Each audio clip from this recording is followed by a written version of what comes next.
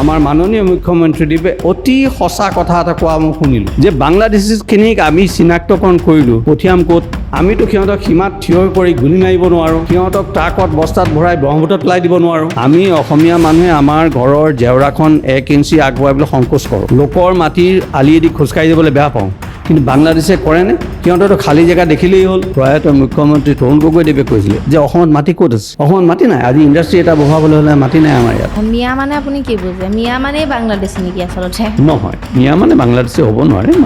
বাংলাদেশী সেইটো নেশ্যনেল কথা। মহাপুৰুষ শংকৰদেৱ, মহাপুৰুষ মাধৱদেৱে আমাক এনেকুৱা বস্তু দি গৈছে, আমি মানে অসমীয়া মানুহবিলাকে তাৰ মূল্য বুজা নাই। আপোনাক সৃষ্টি কৰিছে আপোনাৰ মা দেউতা থকাৰ কাৰণে আপুনি সৃষ্টি হৈছে বা জন্ম হৈছে। মই জন্ম হৈছোঁ মা দেউতাৰ পৰা, তেনেকৈ ভগৱান ক'ৰ পৰা জন্ম হৈছে ছাৰ? আৰু আপুনি যিহেতু অষ্ট্ৰেলিয়াত পঢ়িছিলে, অষ্ট্ৰিয়াৰ মানে শিক্ষা যিটো প্ৰণালী কেনেকুৱা ধৰণৰ হয়, ষ্ট্ৰাকচাৰটো কেনেকুৱা? ইণ্টাৰ কাষ্ট মেৰেজ বা ইণ্টাৰ ৰিলিজিয়ন মেৰেজ এইবিলাকক লৈ এতিয়া আমি বহুত কিছুমান দেখিবলৈ পাওঁ।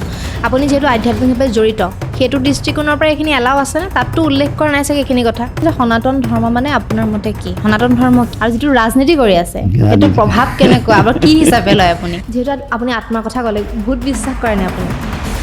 আৰম্ভ কেনেকৈ কৰোঁ ভাবি আছোঁ আজি। আমাৰ লগত আছে হেমন্ত বিজয় মহন্ত। নামটো দীঘল আছে, সেইটো লিখি লৈছোঁ মই। আৰু তেখেত ভাৰত চৰকাৰৰ অৱসৰপ্ৰাপ্ত আয়কৰ আয়ুক্ত, মুখ্য আয়কৰ আয়ুক্ত। হয়। আৰু তেখেতে মই ইতিমধ্যে জানিব পাৰিছোঁ আপুনি গহপুৰত বহুতো সামাজিক ৰাজনৈতিক কাম কাজত জড়িত হৈ আহিছে আৰু বহুতো UPSC যিখিনি ষ্টুডেণ্ট আছে তেওঁলোকক আপুনি ফ্ৰী কোচিং দিয়ে। আৰু এটা কথা গম পাইছোঁ আপুনি স্পিৰিচুৱেল এটা আপোনাৰ জাৰ্নিও আছে। গীতা আৰু শংকৰদেৱ নামঘোষা আপুনি ব্যাখ্যা কৰিছে। বেলেগে হয়তো আজিলৈকে তেনেকৈ কৰা নাই, অসমত বৰ বিশেষ এটা কৰা হোৱা নাই, কিন্তু আপুনি সেইখিনিৰ লগতো জড়িত। গতিকে আজি বহুতো কথা পাতিম, মানে ধৰ্মৰ কথাও পাতিম, জাতিৰ কথাও পাতিম, পলিটিক্সৰ কথাও পাতিম, আৰু আপুনি গহপুৰত এতিয়া বৰ্তমান কেনেকুৱা ধৰণৰ কাম কৰি আছে সেইখিনি কথাও পাতিম। চ' আপোনাক ৱেলকাম জনাইছোঁ। Thank U. ফাৰ্ষ্ট কুৱেশ্যন এইটোৱে, আপোনাৰ এডুকেশ্যনেল যিটো বেকগ্ৰাউণ্ড সেইটো অলপমান যদি কৈ দিয়ে ভাল লাগিব। চুটিকেই আমি অসমীয়া মিডিয়ামতে পঢ়া BSc লৈকে। BSc কৰা হ'ল দৰং কলেজৰ পৰা, তেতিয়া অসমীয়াতে লিখা। তাৰপিছত JNU লৈ গ'লোঁ, JNUত MA কৰা হ'ল, নিহুত MPhil কৰা হ'ল, আৰু অষ্ট্ৰেলিয়াৰ পৰা MBA কৰা হ'ল, আৰু এনেকৈ চলি আছে পঢ়া শুনাৰ গোটেই একাডেমিক হেৰিটো। আৰু বিশেষকৈ JNU আৰু অষ্ট্ৰেলিয়াৰ যিটো এটা এক্সপ'জাৰ সেইটোৱে মোক যথেষ্ট সহায় কৰিলে। আৰু মাজে মাজে কিছুমান চাৰ্টিফিকেট কৰ্চো কৰা হয়, যেনেকৈ বিজনেছৰ ক্ষেত্ৰত কৰা হয়, আৰু অলপতে আমি কোম্পানী ছেক্ৰেটাৰী কিছুমান চাৰ্টিফিকেট কৰ্চো কৰা হ'ল। গতিকে পঢ়া শুনা বুলি ক'লে সেইখিনিতে সামৰণি পৰিছে। সেইটোতো আপুনি UPSC আপুনি পাছ কৰিছিলে? UPSC কৰা হ'ল। JNUৰ পৰা ওলোৱাৰ পিছতহে UPSCৰ কথা ভবা হ'ল। JNU থাকোঁতে ভবা নাছিলোঁ, তাত ৰিচাৰ্চৰ কথা ভবা হৈছিলে। যেতিয়া শ্বিলঙত আহিলোঁ তেতিয়া UPSC প্ৰিপেৰেশ্যন আৰম্ভ কৰা হ'ল, আৰু শ্বিলঙত MPhil শেষ কৰাৰ পিছত PhD ৰেজিষ্ট্ৰেশ্যন হ'বৰ সময়ত UPSCৰ ছিলেকশ্যন হৈ গ'ল, আৰু তেতিয়া আমি চাকৰিত সোমাই গুচি গ'লোঁ। আৰু চাকৰিত থকাৰ পিছত অষ্ট্ৰেলিয়া গৈ MBA কৰা হৈছে। হয়, আপুনি মানে পঢ়াত বহুত চোকা আছিলে? চোকা বুলি নাজানো, আৰু পঢ়ি ভাল পাওঁ। UPSC ক্লিয়াৰ কৰা তাকো সেইটো সময়তে? সেই সময়ত যথেষ্ট কষ্ট আছিল, কাৰণ আমাৰ কোনো গাইডেন্স নাছিল, কোনো কোচিং নাই, কিতাপ এখনো পাবলৈ নাই। নিউজ পেপাৰ পঢ়ি কম্পিটিশ্যন ছাকচেছ ৰিভিউ বুলি এখন মেগাজিন আছে, সেইখন পঢ়ি পেলাই আমি UPSC কৰা হ'ল। গতিকে এইটো এটা UPSC প্ৰিপেৰেশ্যনটো আচলতে মাইণ্ডটো বৰ এক্টিভ লাগেতো, এক্টিভ মাইণ্ড ফ'কাছড লাগে, আৰু যিটোৰ কাৰণে এটা মানুহৰ এটা লেটাৰেল আণ্ডাৰষ্টেণ্ডিং বুলি কয়, এইটো লেটাৰেল থিংকিং, লেটাৰেল আণ্ডাৰষ্টেণ্ডিং বস্তুবিলাক কোৰিলেট কৰিব পাৰিব লাগে UPSCত। আমি অকল ফিজিক্স পঢ়ি থাকিলে নহ'ব, ফিজিক্সৰ লগত আমি ছ'চিয়েল ছায়েন্স মিলাব পাৰিব লাগিব। তেনেকৈ ছায়েন্স আৰু আৰ্টছ কমাৰ্চ গোটেইখিনি মিলাই এটা লেটাৰেল থিংকিং যি কৰিব পাৰে সি UPSCৰ কাৰণে ফিট হৈ যায়। হয় ছাৰ, এইখিনিতে আৰু এটা কথা মই আপোনাক মানে সুধিব বিচাৰিছোঁ। বহুতো এনেকুৱা আমি ষ্টুডেণ্ট দেখিছোঁ যে ফাৰ্ষ্ট অসমীয়া মিডিয়ামতে পঢ়ে, তাৰপিছত আকৌ ইংলিছলৈ যায়, যেনেকৈ আপোনাৰো হৈছিলে। কিন্তু তাৰপাছত যিটো ট্ৰানজিশ্যন থাকে কিছুমানৰ ক্ষেত্ৰত বহুত চেলেঞ্জিং হয় ন ইংলিছটোৰ কাৰণে। আপোনাৰ কি হৈছিলে? আৰু এনেকুৱা ষ্টুডেণ্ট বহুতো আছে, গতিকে সেই চেলেঞ্জেছখিনি কেনেকৈ পাৰ কৰিব পাৰিব? বহুত টান। মই JNUত এডমিশ্যন লোৱালৈকে হিন্দী আৰু ইংলিছ একোৱেই নাজানো, আৰু BSCত আমাৰ সেই সময়ত পয়েট্ৰি নাছিলেই মাত্ৰ 7টা কুৱেশ্যন প্ৰ'জৰ আহে সেইখিনি আমি জনাই নজনাই ফুল ষ্টপ কমা চব মুখস্থ কৰি যাওঁ গৈ 7টা কুৱেশ্যন যেনেতে লিখি আমি BSCটো পাছ কৰিলোঁ গতিকে ইংৰাজী মই একো নাজানিছিলোঁ আৰু পকেটত সেই তেতিয়া যেতিয়া JNU পালোঁগৈ এতিয়া পকেটত সেই সৰু এখন অক্সফৰ্ড ডিক্সনেৰী ভৰাই লৈ ঘূৰি ফুৰোঁ কোনোবাই কিবা এটা শব্দ ক'লে শিকিও আচলতে যিকোনো লেংগুৱেজ মই দেখিলোঁ যে ইউ লাৰ্ণ থ্ৰু ইউজেছ আজিৰ দিনতো মোক যদি গ্ৰামাৰ সোধে মই গ্ৰামাৰ মই নাজানো গ্ৰামাৰ ৰুল ক'লে মই নাজানো ইংৰাজী এইটো কিন্তু মোৰো আছে ধৰি ইংলিছত ময়ো উইক হয় দেই এইটো লাগে যে মই মানে ক'লে গ্ৰামেটিকেলি মানে প্ৰপাৰ হ'ব লাগিব তেতিয়াহে ইংলিছটো সোধে এনেকুৱা ফিল হয় ক'লে হৈ যাব যে এইটো চেণ্টেঞ্চ এটা দেখুৱাই দিলে মই কৈ দিব পাৰিম যে এইটো চেণ্টেঞ্চত ভুল আছে আৰু এইটো এনেকৈ হ'ব লাগে কাৰেক্টটো কিন্তু তাৰ যিটো গ্ৰামাৰ ৰুলটো সুধিলে মই ক'ব নোৱাৰোঁ গতিকে you learn language through uses চেষ্টা কৰিলে পাৰি আৰু জেনেৰেলি লেংগুৱেজ শিকিবলৈ আমি সদায় সৰু ল'ৰা ছোৱালী বা ঘৰৰ কাম কৰা মানুহ বা এনেকুৱা মানুহৰ পৰা শিকিব লাগে মই তামিলনাডুত চাকৰি কৰোঁতে মই তামিলো শিকি পেলালোঁ গতিকে লেংগুৱেজ শিকিবলৈ টান নাই আৰু ইংলিছত মোৰ ইংলিছ কাৰেকশ্যন হৈছেগৈ সম্পূৰ্ণ কাৰেকশ্যন হ'ল যেতিয়া মই MPhilৰ থিচিছখন লিখিবলৈ ল'লোঁ তাত বাৰপাচি ভুল হয় মোৰ গাইডজনে মোক তেতিয়া শিকালে আঙুলি ধৰি ধৰি অভয় মহাপাত্ৰ বুলি এজন আছিলে তেখেতক মই যথেষ্ট শ্ৰদ্ধা কৰোঁ এতিয়াও আছে তেওঁ ৰিটায়াৰ হ'ল তেখেতে মোক মানে এটা চেণ্টেঞ্চ শিকালে কেনেকৈ লিখিবলৈ সেই MPhil থিচিছখন লিখাৰ পিছত মোৰ ৰিটেন ইংলিছটো ক্লিয়াৰ হৈ গ'ল through uses you learn but it is difficult পৰা যায় নোৱাৰা কথা নাই কিন্তু হেবিটৰ যদি কৰি যোৱা যায় চেষ্টা কৰা যায় তো পৰা যায় আপুনিতো চৰকাৰী স্কুলতে পঢ়িছিলে চৰকাৰী স্কুলত আমাৰ স্কুলত সম্পূৰ্ণ মইতো হাইস্কুল পঢ়োঁতে আমি চেণ্ডেল জোতা নোহোৱাকৈ খালী ভৰিৰে ৰাতিপুৱা 7 কিলোমিটাৰ খোজকাঢ়ি যাওঁ আবেলি 7 কিলোমিটাৰ খোজকাঢ়ি আহোঁ ৰাতিপুৱা 7:30 ওলাওঁ কিবা এটা খাই কৰকৰা পইতা গধূলি বেলি বহাৰ পিছত আহি পাওঁ গতিকে সেই চৰকাৰী স্কুলৰ মাজেৰে যোৱা হ'ল আৰু অসম্ভৱ একো নাই সুবিধা কিছুমান পায় আৰু যিবিলাক পাব্লিক স্কুলত পঢ়িছে আজিকালি কোচিং তেওঁলোকৰ কিছুমান সুবিধা হয় কিন্তু আমাৰ সুবিধা নাথাকিলেও যিটো ফ'কাছ থাকে নিডটো আছিলতো পেটত ভোক আছিলে সেইকাৰণে পৰা গ'ল সাধাৰণতে আমি দেখোঁ যে চৰকাৰী স্কুলত পঢ়া ষ্টুডেণ্টখিনি অকণমান বেলেগ এটা দৃষ্টিভংগী আছে প্ৰাইভেটত সম্পূৰ্ণ অকণ বেলেগ হয় প্ৰব্লেম আছে আপুনি কি ক'ব বিচাৰে মানে কি ডিফাৰেঞ্চটো ক'ত চৰকাৰী আৰু বেচৰকাৰী মাজত ভেৰি গুড কুৱেশ্যন আৰু মই একেবাৰে সঁচাকৈ ক'ম চৰকাৰী স্কুলত বা গভৰ্ণমেণ্ট স্কুলত পঢ়া মানুহখিনি পলিচ নহয় আমি ৰাফ অকণমান আমাৰ কথা বতৰা কাপোৰ কানি পিন্ধা আটায়াৰটো চেৰা তেৰা লিখা উই আৰ স্লাইটলি ৰাফ সেই ৰাফনেছটো থাকি যায় কিন্তু যিখিনি পাব্লিক স্কুলৰ বা ডিচিপ্লিন ৱে আহে সিহঁতৰ সেই পলিচনেছটো থাকে কিন্তু আৰু সেইটোৱে কি হয় এইটো ডাঙৰ বস্তু দেখাত সৰু কিন্তু এনেও ডাঙৰ কি হয় চৰকাৰী স্কুলত পঢ়ি যোৱাখিনি এটা ইনফিৰিয়ৰিটি কমপ্লেক্স হৈ যায় সিহঁতে নিজক এক্সপ্ৰেছ কৰিব নোৱাৰে আমি কথা কম হাঁহিব কোনোবাই লাজ পাব আৰু যিখিনি পাব্লিক স্কুলৰ পৰা আহে পলিচ হৈ আহে তেওঁলোকৰ এটা ছিকিউৰিটি কমপ্লেক্স থাকে তেওঁলোকে ইহঁতে একো নাজানে গাঁৱলীয়া একো নাই এনেকুৱা এটা ভাৱ থাকে গতিকে সেই কমপ্লেক্সটো আঁতৰাব লাগিব মোৰ ক্ষেত্ৰতো হৈছিলে মই ৰাফ মই আজিও জানো মই ক'ত মূৰ্খামি কৰিলোঁ ক'ত মোৰ বন্ধুবিলাকে হাঁহিলে আই ন' ইট ভেৰি ৱেল কিন্তু উই শুড নট ষ্টপ আছ সেইটো লেভেলত যে এইটো মোৰ আছেই মই ইংলিছ ক'ব নাজানো মই হিন্দী ক'ব নাজানো মই অসমীয়া ইংলিছ কওঁতো অসমীয়াত টিমটো আহি যাব হিন্দী কওঁতো অসমীয়াত টিমটো আহি যাব আহক as long as I can express myself মই নিজৰ কথাখিনি বুজাই ক'ব পাৰোঁ এনাফ কাৰণ আল্টিমেটলি মানুহে মেৰিটটোক কিন্তু ইগন'ৰ কৰিব নোৱাৰে আমি চৰকাৰী স্কুলৰ পৰাই আহোঁ বা পাব্লিক স্কুলৰ পৰা আহোঁ আল্টিমেটলি মেৰিটটোহে কাম আহে এইবিলাক উপৰুৱা বস্তু কামত নাহে ডিফাৰেঞ্চ থাকে কিন্তু ডিফাৰেঞ্চ থাকে আৰু আপুনি যিহেতু অষ্ট্ৰেলিয়াত পঢ়িছিলে অষ্ট্ৰিয়াৰ মানে শিক্ষা যিটো প্ৰণালী কেনেকুৱা ধৰণৰ হয় ষ্ট্ৰাকচাৰটো কেনেকুৱা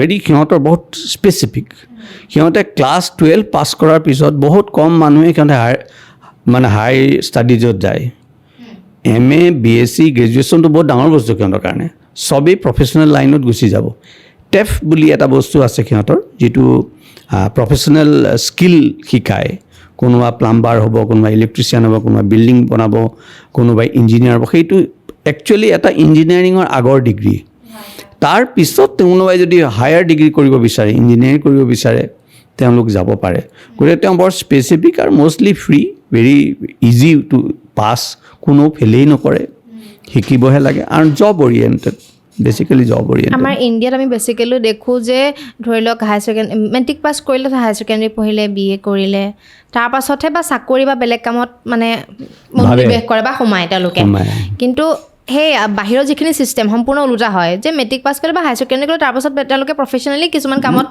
জড়িত হৈ যায় সেইটো কৰাটো ভাল বুলি ভাবেনে আপুনি কেনেকৈ ভাবে নহ'লে পঢ়িও থাকিব এফালে ইনকামো কৰি থাকিব আপুনি কোনটো বেছিকৈ মানে প্ৰিফাৰ কৰে আপোনাৰ দুইটা সম্ভৱ নহয় পঢ়ি থকা আৰু ইনকাম কৰা দুইটাৰ পৰিটো ইনজাষ্টিছ হয় মই যদি ইনকাম কৰিব লাগে ইনকামেই কৰিব লাগে মই যদি পঢ়িব লাগে পঢ়িবই লাগে কিন্তু ইণ্ডিয়াত সমস্যা হ'ল আমাৰ পপুলেশ্যন বহুত আমি ইমানখিনি চাকৰি দিব নোৱাৰোঁ গতিকে মানুহবিলাকে এনেই ঘৰত বহি থকাতকৈ পঢ়ি থাকে গ্ৰেজুৱেশ্যনটোৱে কৰি লওঁ আৰু তালৈকে কিবা এটা হওক তাৰপিছত চাকৰি পালে পঢ়াটো এৰি দিব বা পঢ়াটো হৈ থাকিলে MA BA হৈ গৈ থাকিব তালমিল নাই আৰু এইটো ভাবোঁ মই একমাত্ৰ আমাৰ পপুলেশ্যনৰ কাৰণেই হৈছে কাকো এইটো ব্লেম কৰিব নোৱাৰি ইমান পপুলেশ্যনত আমি অষ্ট্ৰেলিয়াৰ টোটেল পপুলেশ্যন 17-18 লাখ আমাৰ ইণ্ডিয়াততো প্ৰতি বছৰেই দেখোন আমি ইমান এড কৰি থাকোঁ এইটো কম্পেয়াৰ কৰিব অলপ অসুবিধা হয় তথাপিও মই ভাবোঁ আমাৰ ইয়াৰ এডুকেশ্যন ছিষ্টেমটো আমি জবমুখী কৰিবই লাগিব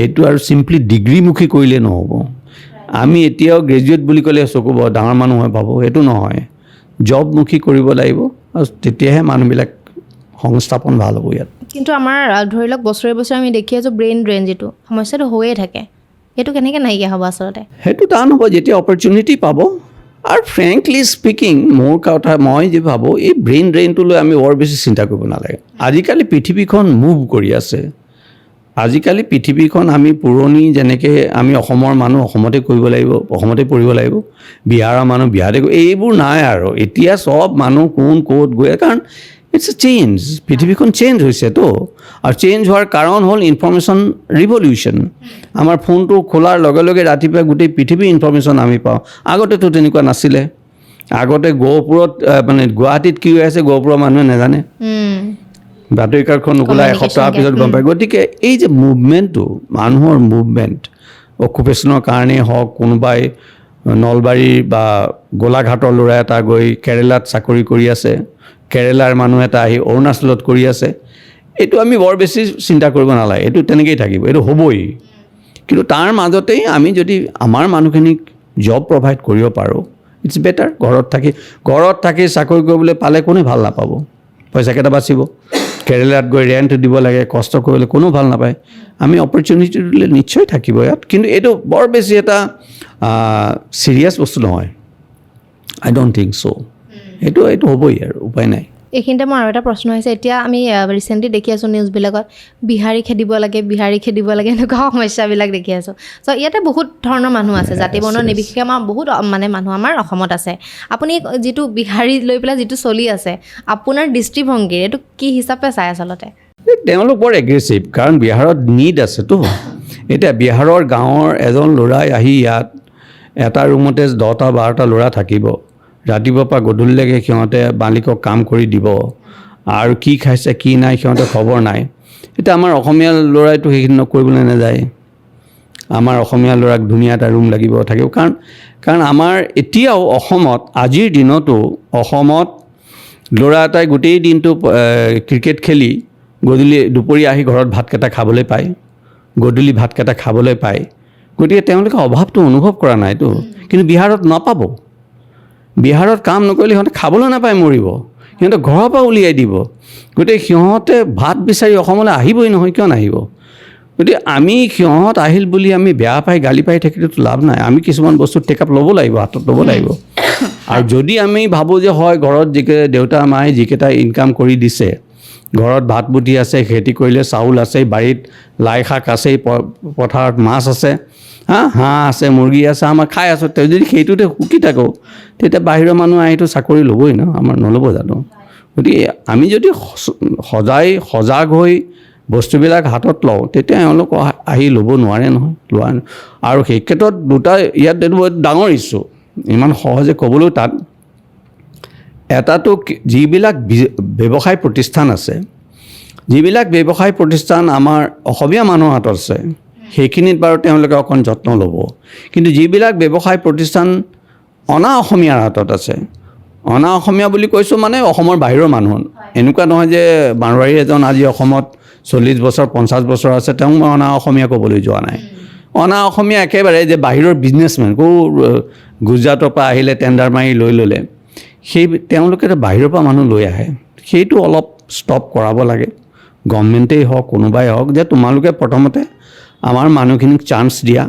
আৰু যদি তোমালোকে নোপোৱা উপযুক্ত মানুহ তেতিয়া তুমি বাহিৰৰ পৰা আনা কাৰণ আমেৰিকাটো এইটো আছে ইউএছত যদি আজি কোনোবাই H1 ভিছা এপ্লাই কৰিবলৈ যায় আমেৰিকাৰ নিচিনা দেখে H1 ভিছা এপ্লাই কৰিবলৈ যায় তেতিয়া যিজন এমপ্লয়াৰ থাকিব তেওঁ গভৰ্ণমেণ্টক ছেটিছফাই কৰিব লাগিব যে এইজন মানুহ এইটো কোৱালিফিকেশ্যনৰ মানুহ আমাৰ ইয়াত নাই পাবলৈ এইজন মানুহ যদি আমি ভাৰতৰ পৰা বা পাকিস্তানৰ পৰা বা বাংলাদেশৰ পৰা চাইনাৰ পৰা নানো মোৰ এই কামটো নহ'ব সেইটো গভৰ্ণমেণ্টক ছেটিছফাই কৰাৰ পিছত H1 ভিছা দি পেলাই তাত যায় সেই একজেক্টলি আমি কৰিব লাগে আমি এটা পেট্ৰল পাম্প এটা খুলিছোঁ ক'ৰবাত লখিমপুৰৰ ভিতৰত পেট্ৰল পাম্প খুলিছোঁ ঢেকীয়াজুলিত পেট্ৰল পাম্প খুলিছোঁ তাত পেট্ৰল পাম্পত পেট্ৰল ভৰাবলৈ বিহাৰৰ পৰা লোৱাটো অনাটো কি অৰ্থ আছে কোনো অৰ্থ নাই আমাৰ ল'ৰা ছোৱালীক কি পেট্ৰলখিনিও দিব নাজানিবনে কিয় নাজানিব গতিকে সেই বস্তুটোত গভৰ্ণমেণ্টেই হওক ছ'চিয়েল অৰ্গেনাইজেশ্যন হওক কম্পেল কৰিব লাগিব গোটেই বাহিৰৰ যিখিনি অনা অসমীয়া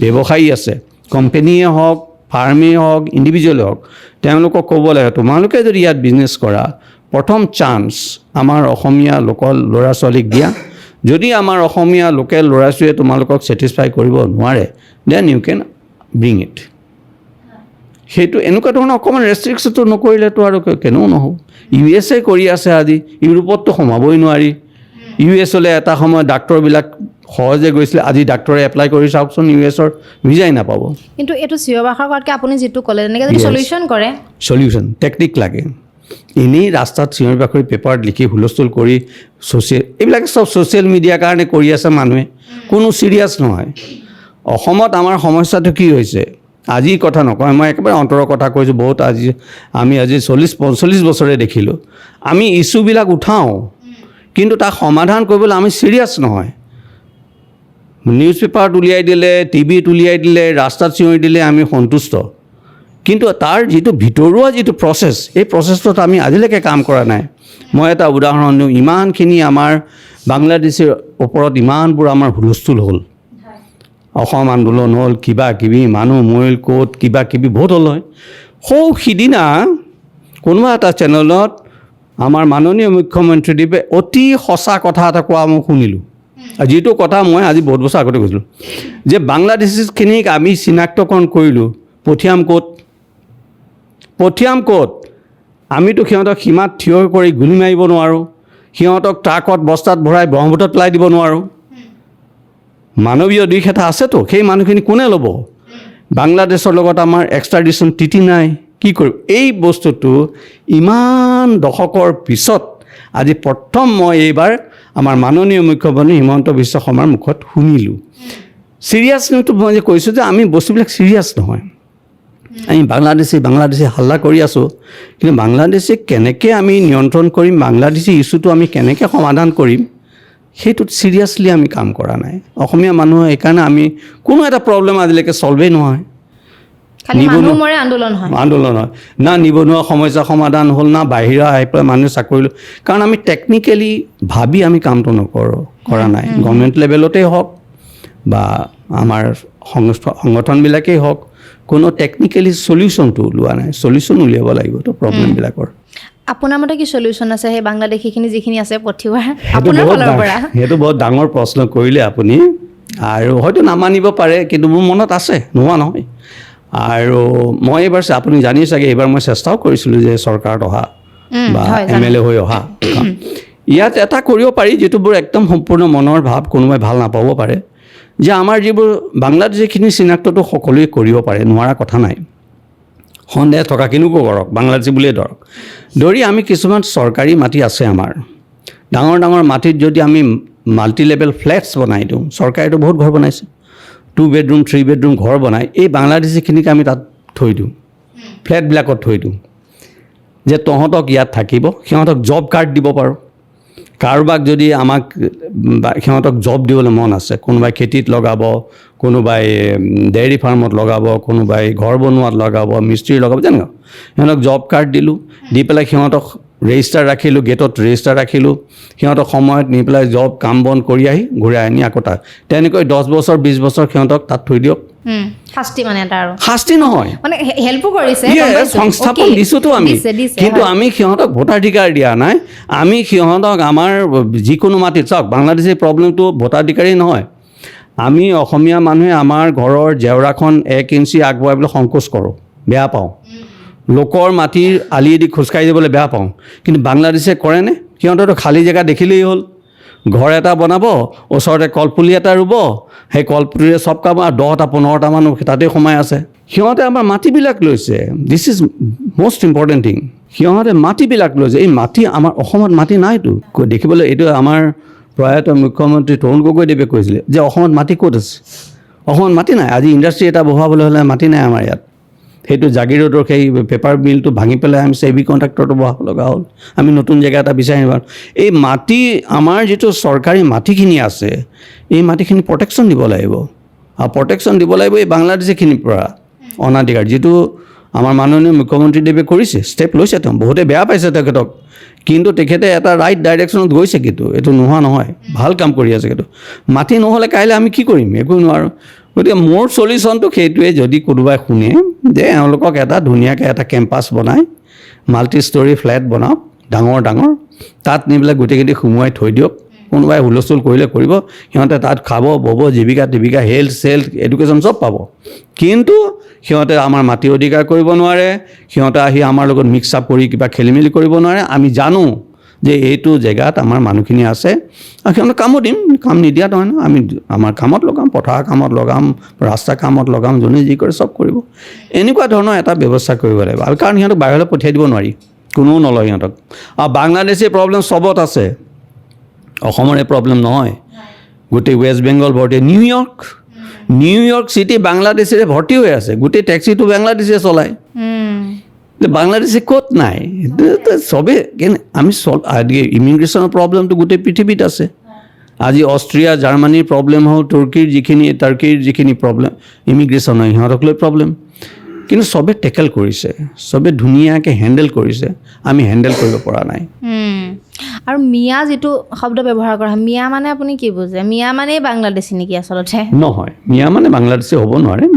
বাংলাদেশী সেইটো নেশ্যনেল কথা। আমাৰ ইয়াতোতো বহুত মানুহ আছে, মিয়া মানুহ আছে, যুগ যুগৰ পৰা পুৰণা মানুহ আছে। এতিয়া মানে সামাজিক মাধ্যমত এতিয়া দেখি থাকোঁ মিয়া মানেই বাংলাদেশী, এনেকেই মানে বিয়পাই দিছে কথা। কিছুমানে শব্দবোৰ ব্যৱহাৰ তেনেকৈ কৰে। এটা উদাহৰণ দিওঁ, জিম বুলি কয় ন, GYM জিম। আজিকালিতো কোনো জিমনেজিয়াম বুলি নকয়, জিমনেজিয়াম আচল শব্দটো জিমনেজিয়াম, কিন্তু জিমনেজিয়াম হয়তো এটা সময়ত ল'ৰা ছোৱালীয়ে সেই শব্দটো নাজানিবই, জিমেই হৈ গ'ল। গতিকে এইটো ব্যৱহাৰত মিয়াটো ব্যৱহাৰ হ'ল। আৰু যেতিয়া এজন পলিটিকেল লিডাৰে ব্যৱহাৰ কৰে, এজন ইনফ্লুৱেঞ্চিয়েল প্ৰভাৱী পলিটিকেল ৰাজনীতিৰ নেতাই যেতিয়া ব্যৱহাৰ কৰে এটা শব্দ, সকলোৱে ফ'ল' কৰিব তাক। গতিকে ৰাজনীতিবিদজনে সাৱধান হ'ব লাগিব যে যদি মই এই মিয়া শব্দটো চবকেই ব্যৱহাৰ কৰি দিওঁ, মিয়া শব্দটো বাংলাদেশীক লগাই দিওঁ, এতিয়া বহুত এনেকুৱা মানুহ আছে যিবিলাকে মিয়া কিন্তু বাংলাদেশী নহয়। গতিকে সেই ক্ষেত্ৰত আমি অলপ সাৱধান হ'ব লাগে, আমি যিকোনো শব্দ ব্যৱহাৰ কৰিব নোৱাৰোঁ। এতিয়া আমি দেখি আছোঁ সনাতন ধৰ্ম বেছ কৰি পেলাই যিটো ৰাজনীতি চলি থকা আমি দেখিবলৈ পাওঁ। প্ৰথম কুৱেশ্যন যে সনাতন ধৰ্ম মানে আপোনাৰ মতে কি? সনাতন ধৰ্ম কি? আৰু যিটো ৰাজনীতি কৰি আছে সেইটো প্ৰভাৱ কেনেকুৱা, আৰু কি হিচাপে লয় আপুনি? ৰিলিজিয়ন আৰু ধৰ্ম এই দুটাৰ মাজত অলপ পাৰ্থক্য থাকে, আৰু ঠিক তেনেকৈ স্পিৰিচুৱেলিজিম আৰু ৰিলিজিয়নৰ মাজতো পাৰ্থক্য থাকে। যিটো আমি সনাতন ধৰ্ম বুলি কওঁ, সনাতন মানে হ'ল অনাদি অনন্ত, যাৰ আদিও নাই, যাৰ অন্তও নাই, সনাতন ধৰ্মটো হ'ল, ধৰ্ম কিয় লাগে? প্ৰথম কথাটো, ধৰ্ম অন্য বস্তু নহয়, সমাজ ব্যৱস্থাহে, সমাজ ব্যৱস্থা চলিবলৈ ধৰ্ম লাগে। ৰিচুৱেল যিটো থাকে, যিকোনো সেৱা কৰা, অমুক কৰা, এনেকুৱা ড্ৰেছ, তেনেকুৱা উৎসৱ, এইখিনি বেলেগ বস্তু, সেইখিনি প্ৰেক্টিছ। যেনেকৈ শচীন তেণ্ডুলকাৰে ডেইলি প্ৰেক্টিছ কৰে, তেনেকৈ এইখিনি প্ৰেক্টিছহে, সেইটো ধৰ্ম নহয়, সেইটো ক'ৰ বস্তু নহয়, ধৰ্মটো বেলেগ বস্তু। গতিকে সেই যিটো ইউনিভাৰ্চেল ধৰ্ম আছে, সেই যুগ যুগ মানে অনাদি অনন্ত চলি আছে, যিটো মানৱ ধৰ্ম, সেইটো কোৱা হয় সনাতন ধৰ্ম। আৰু সনাতন ধৰ্ম কি হয়, জেনেৰেলি কোনো এজন ছিংগল ফাউণ্ডাৰ নাথাকে, যেনেকৈ খ্ৰীষ্টান বা ইছলামত এজন আমি ফাউণ্ডাৰ পাই যাওঁ। সনাতন ধৰ্মত তেনেকুৱা নাই, সনাতন ধৰ্মত বিভিন্ন এতিয়া মহাপুৰুষ শংকৰদেৱো সনাতন ধৰ্ম, মাধৱদেৱ শংকৰদেৱ, আমাৰ আনকি শিখ আৰু জৈন সকলো সনাতন ধৰ্মত পৰে। গতিকে সনাতন ধৰ্ম শব্দটো ক'বলৈ গ'লে আমাৰ ইউনিভাৰ্চেল হয় আৰু ইউনিভাৰ্চেল প্ৰিন্সিপল, এইটো অকণমান সময় লাগিব দেই আপুনি সুধিলে যেতিয়া। ইউনিভাৰ্চেল, এইবিলাক ইউনিভাৰ্চেল যেতিয়া মই কৈছোঁ যে গোটেই ইউনিভাৰ্চত সেইটো এপ্লিকেবল ৰুলটো। আৰু টাইম আজিৰ পৰা 5000 বছৰত যিটো আছে এতিয়াও সেইটো হয়। আৰু যিকোনো মানুহৰ সকলো মানুহৰ ক্ষেত্ৰত সেইটো ব্যৱহাৰ, সেইটোৱে সনাতন ধৰ্ম। মই এটা সাধাৰণ, যেনেকৈ এতিয়া ব্ৰাজিলৰ এমাজন ফৰেষ্টত যদি এজোপা গছ কাটে তাৰ এফেক্টটো হ'বগৈ এণ্টাৰ্কটিকাত। এইটো কিয় হয়? কাৰণ গোটেই ইউনিভাৰ্চখন ওৱান। শ্ৰীমদ ভাগৱত গীতাত ভগৱান শ্ৰীকৃষ্ণই কৈছে মত্ত পৰতৰং কিঞ্চি দষ্টি ধনঞ্জয় মই সৰ্বপ্ৰোত সূত্ৰে মানে গণা হ'ব। তাৰমানে ময়ে সকলো, আৰু এই গোটেই বিশ্ব ব্ৰহ্মাণ্ডখন এডাল মালা, মণিৰ মালাৰ নিচিনা। আমি সকলো তাত মণি, আৰু সেই যে মালাৰ যে সূতাডাল সেইডালে ভগৱান। গতিকে আমি গোটেই যেতিয়া এখন ইউনিভাৰ্চৰ প্ৰতিটো মানুহ ইটোৰ লগত সিটো লগ লাগি আছোঁ। আচলতে আমাৰ শৰীৰটো মিলিয়নছ অফ চেলছ আছে নহয়, কোষ আছে। এই প্ৰতিটো কোষেই এখন ইউনিভাৰ্চ। কোনোবা বায়'লজিষ্টক সুধিলে তেওঁ বুজাই দিব যে আমাৰ প্ৰতিটো চেল এটা ইউনিভাৰ্চ হয়। সেইকাৰণে আমাৰ মহাপুৰুষ শংকৰদেৱ লিখিছে কোটি কোটি ব্ৰহ্মাণ্ডৰ কোটি ব্ৰহ্মাণ্ড ইউনিভাৰ্চ আছে। এই ইউনিভাৰ্চখন সদায় লগ হৈ থাকে, এক হৈ আছে, কজ এণ্ড এফেক্ট ৰিলেশ্যনশ্বিপ থাকে। আৰু এই কজ এণ্ড এফেক্ট ৰিলেশ্যনশ্বিপবিলাক কিছুমান ইউনিভাৰ্চেল প্ৰিন্সিপলে মানি ৰাখে। সেইটো নেচাৰেল, কোনো শিকাবৰ প্ৰয়োজন নাই। ইউনিভাৰ্চেল প্ৰিন্সিপল যেনে অহিংসা, সত্য।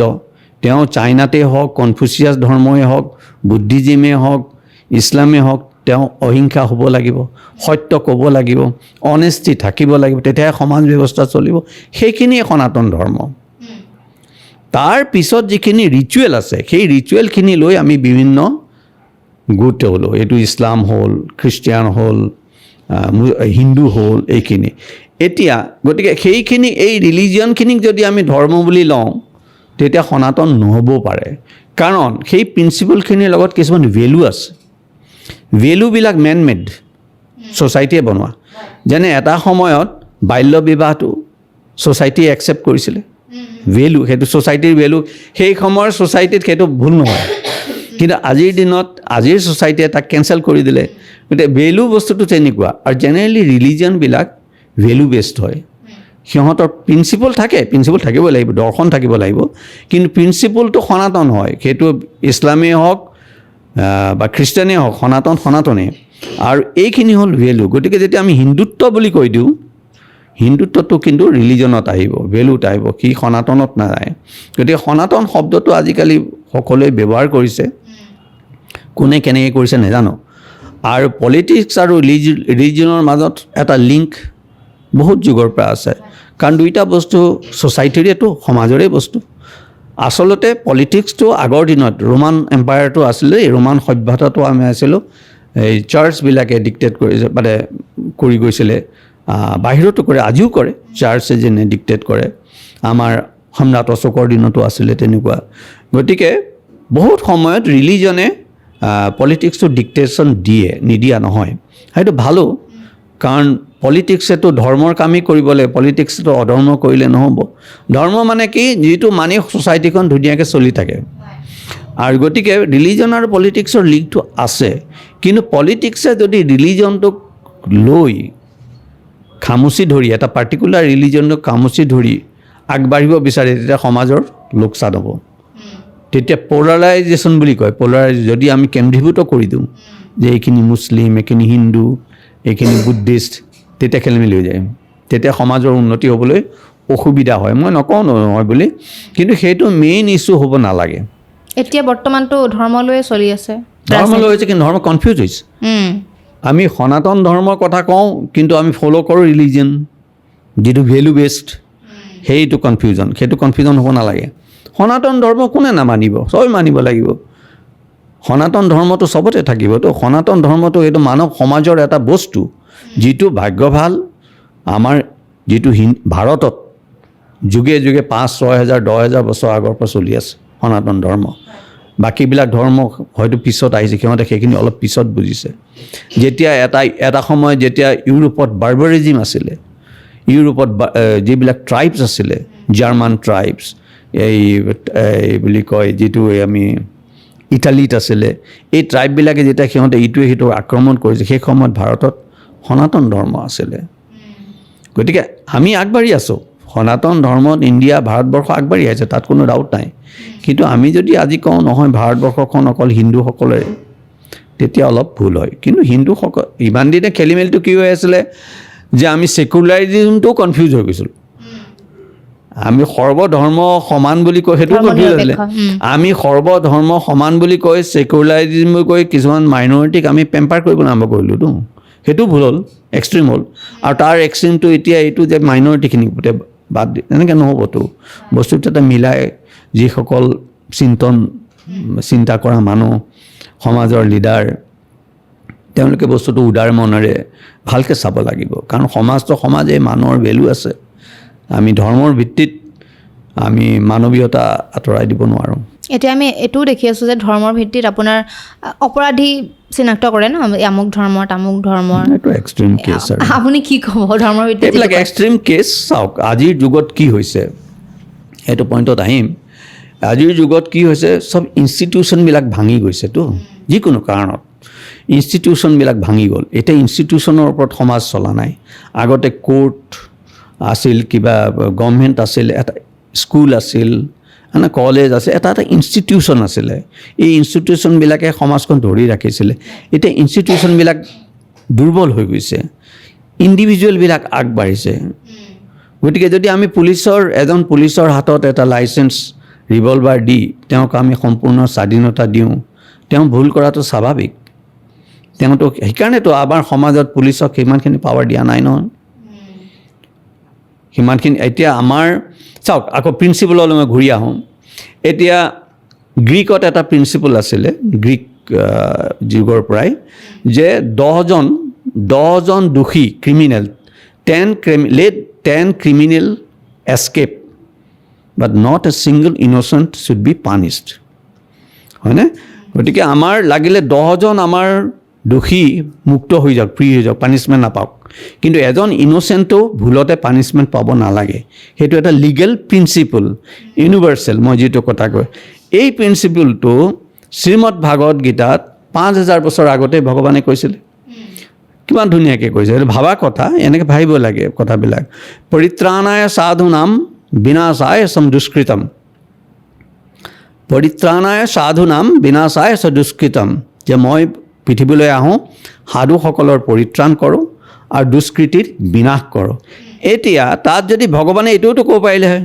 যে বিনাশায় দুষ্কৃতম পৰিত্ৰাণায় সাধুনাম কিন্তু সেইটো নকয় যেনেকৈ এটা পুখুৰীৰ পাৰত যদি কোনোবা এটা সৰু ল'ৰাক সাঁতুৰিব নজনা সৰু ল'ৰাক কোনোবা এজন মানুহে পানীত পেলাই দিলে এতিয়া আমি তাত আছোঁ আমি কি কৰিম আমি ল'ৰাজনকে প্ৰথমে উঠাম এই দোষীটোক মাৰিবলৈ নাযাওঁতো সেইটোৱে principle that is a principle they are using কোন 5000 বছৰ আগতে ভগৱান শ্ৰীকৃষ্ণই কৈ গৈছিলে এতিয়া আমি গ্ৰীকৰ লত আমি সেইটোৱে ইউজ কৰিছোঁ যে আমাৰ প্ৰথম কাম হ'ল নিৰ্দোষীজনক বচোৱা দুৰ্বলজনক বচোৱা তাৰপিছত বিনাশায় দুষ্কৃতিক আমি বিনাশ কৰি প্ৰথম সাধুক আমি পৰিত্ৰাণ দিম তাৰপিছত প্ৰায়ৰিটি ৱাইজ কৰিম এই প্ৰিন্সিপলবিলাক ধৰ্মত সোমাই আছে ইমান ধুনীয়া প্ৰিন্সিপল ইমান ধুনীয়া সমাজ গতিকে পুলিচক যদি আমি এই প্ৰিন্সিপলৰ বিপৰীতে কৰিবলৈ দিওঁ ফাণ্ডামেণ্টেল প্ৰিন্সিপলটো হ'ল যে আমি লাগিলে 10জন দোষী ফ্ৰী হৈ যাওক শাস্তি নাপাওক কিন্তু এজন দোষী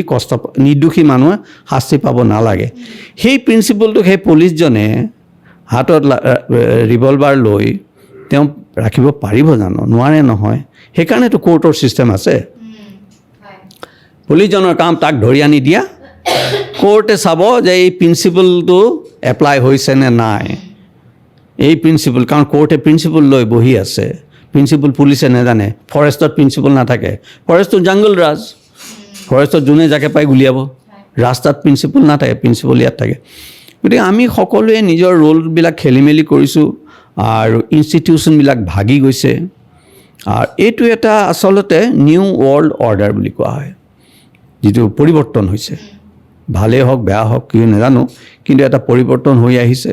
আৰু এই নিউ ৱৰ্ল্ড অৰ্ডাৰত ইনষ্টিটিউশ্যনবিলাক উইক হৈছে, ইণ্ডিভিজুৱেলবিলাক ওপৰলৈ আহিছে, আৰু সেইটো তাৰ পৰিণতি কি হয় আমি নাজানো, আৰু তাৰ বেয়া ফলবিলাক আমি দেখি আছোঁ।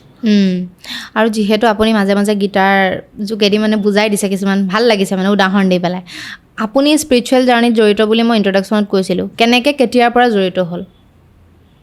আচলতে সৰুতে সেই দেউতাৰ লগত বহি গোপাল গোবিন্দ যদুনন্দন গোৱাই জানে হয়, সেই তেতিয়াই ভগৱানৰ কিবা এটা মনত সোমাইছিল, নোহোৱা নহয়। সঁচাকৈ ক'বলৈ গ'লে মাজে মাজে সপোনত ভগৱানকো দেখা পাওঁ, ভাল লাগে ভাল লাগে। দুখ পালেও ভগৱানৰ কথা, আৰু সেই ভগৱানৰ ভাৱটো সৰুৰ পৰা থকাৰ কাৰণে কি হ'ল, মনত কেতিয়াও ভয় ভাৱটো নাহিল। সকলোৱে জানে মই সৰু ল'ৰা হৈ থাকোঁতেও, স্কুলত থাকোঁতেও মই অকলেই ৰাতি আন্ধাৰে মুন্ধাৰে ঘূৰি ফুৰোঁ 2-3টা বজাত, কাৰণ মোৰ ভয় নাছিলে কোনো ধৰণৰ। পৃথিৱীত মোৰ কোনো ভয় নাই, কাৰণ ভগৱান আছে বুলি ভাবোঁ যে, সেইটো আৰম্ভণি, চিডটো। তাৰপিছত লাহে লাহে যেতিয়া শ্ৰীমদ ভাগৱত গীতা পঢ়িবলৈ আৰম্ভ কৰিলোঁ, তেতিয়া মোৰ আচল জাৰ্ণিটো আৰম্ভ হ'ল। আচল জাৰ্ণি তাৰ আগতখিনি প্ৰেক্টিছেই আছিলে, ৱাৰ্ম আপ আছিলে। এই আচল শ্ৰীমদ ভাগৱত গীতাখন মোৰ হাতত এনেই পৰি গ'ল। মই কোনোবা এজন আনি মোক দি দিলে পঢ়িবলৈ, এজন পণ্ডিতেই দিলে মোক, সংস্কৃততে দিলে। সংস্কৃত মই বৰ বেছি নাজানো, তথাপি শিকিলোঁ, পঢ়িলোঁ। পঢ়াৰ পিছত যেতিয়া শ্ৰীমদ ভাগৱত গীতা পঢ়া হ'ল, নামঘোষা হ'ল, ভাগৱত হ'ল, এইখিনি হোৱাৰ পিছত মনৰ সেই গোটেই বস্তুখিনি জুকিয়াই, আৰু তাত এটা শান্তি পালোঁ, বিচাৰি পালোঁ, বহুত প্ৰশ্নৰ উত্তৰ বিচাৰি পালোঁ। আৰু সৰুৰ পৰাই যিটো এটা কনফিডেঞ্চ আছিলে মনত, সেই কনফিডেঞ্চ দুগুণ বাঢ়ি গ'ল। গতিকে সেই হিচাপে আগবঢ়া হৈছে ইয়াত। আৰু আপুনি ইতিমধ্যে বহুত কেইখন ব্যাখ্যাও কৰিছে, নামঘোষা কৰিছে, সেইটো কেতিয়া সংকল্প ল'লে? নামঘোষাত মই দেখিলোঁ বহুত, মই নামঘোষা চালোঁ, বৰ সুন্দৰ। মাধৱদেৱ পুৰুষে নামঘোষাখনত, মহাপুৰুষ শংকৰদেৱ, মহাপুৰুষ মাধৱদেৱে আমাক এনেকুৱা বস্তু দি গৈছে, আমি মানে অসমীয়া মানুহবিলাকে তাৰ মূল্য বুজা নাই, একদম মূল্য বুজা নাই। আমি কওঁ চবে, কিন্তু কি বস্তু দি গৈছে তাৰ ভিতৰত সময় নাই। ইমান ডাঙৰ ডাঙৰ বস্তু, দৰ্শন একেবাৰে সহজ ভাষাত দি থৈ গুচি গৈছে, আৰু সেইখিনি বুজিবলৈ মানুহক ভক্তি লাগিব, নহ'লে বুজি নাপায়। নামঘোষাখনত দেখিলোঁ মই বহুত মানুহে নামঘোষা লিখিছে, বহুতে লিখিছে, ডাঙৰ ডাঙৰ পণ্ডিতে লিখিছে নামঘোষাৰ ব্যাখ্যা, কিন্তু কোনেও সম্পূৰ্ণকৈ লিখা নাই। সেই নামঘোষাত যিখিনি বাক্য লিখে, শব্দ লিখে, সেইখিনিকে কৈ থৈ দিছে। সেইটোতো নহ'ল, তেনেকৈ নহ'ব নহয়। আমি ব্যাখ্যাবোৰ, ঘোষাবিলাক মাধৱদেৱ পুৰুষে এইখিনিত এটা কথা কৈছে, তাত এটা কথা কৈছে, 1000 ঘোষা, ক'ৰবাত 60 নম্বৰত এটা কথা কৈছে, সিফালে গৈ 120 নম্বৰত এটা কথা কৈছে। এতিয়া আমি বস্তুখিনি মিলাব লাগিব নহয়, তেতিয়াহে এটা অৰ্থ ওলাব তাৰ পৰা মানুহে পঢ়া। সেইকাৰণে আমি লিখিবলৈ আৰম্ভ কৰিলোঁ, আৰু লিখা হ'ল, ৰাইজে আদৰি লৈছে, ভাল লাগিছে। আৰু শ্ৰীমদ ভাগৱত গীতাৰ ক্ষেত্ৰতো দেখিলোঁ মই যে অসমত শ্ৰীমদ ভাগৱত গীতাৰ বিশেষ আলোচনা নাই। হয়তো মহাপুৰুষ মাধৱদেৱ, মহাপুৰুষ শংকৰদেৱে শ্ৰীমদ ভাগৱত গীতাৰ জটিলতাৰ কাৰণে আমাৰ অসমীয়া সমাজত ব্যৱহাৰ কৰা নাছিল। ঘোষাত, নামঘোষাত বহুতো শ্ৰীমদ ভাগৱত গীতাৰ শ্লোক ডাইৰেক্ট অনুবাদ আছে, তাৰ বাহিৰে শ্ৰীমদ ভাগৱত গীতাৰ বহুত বেছি আলোচনা নাছিলে। এখন আমাৰ পদ্য আকাৰত লিখা গীতা আছে, সেইখনকেই পাঠ হয়, সেইখনো ব্যাখ্যাই হয়, বিভিন্ন ধৰণৰ কথা তাত অনা হৈছে, ব্যাখ্যা হয়, পঢ়িছে। গতিকে সেইকাৰণে এটা বহুত প্ৰয়োজন অনুভৱ কৰা হ'ল যে অসমীয়া ভাষাত এখন শুদ্ধ শ্ৰীমদ ভাগৱত গীতা লিখা হ'ল। আচলতে গীতাৰ কথা কি, গীতা বস্তুটো কোনেও কাকো বুজাব নোৱাৰে। মই আজি যদি ইয়াত বহি কিবা এটা গীতাৰ শ্লোকৰ ব্যাখ্যা কৰিলোঁ, 10জনে শুনিলে সেইটো বুজি নাপায়।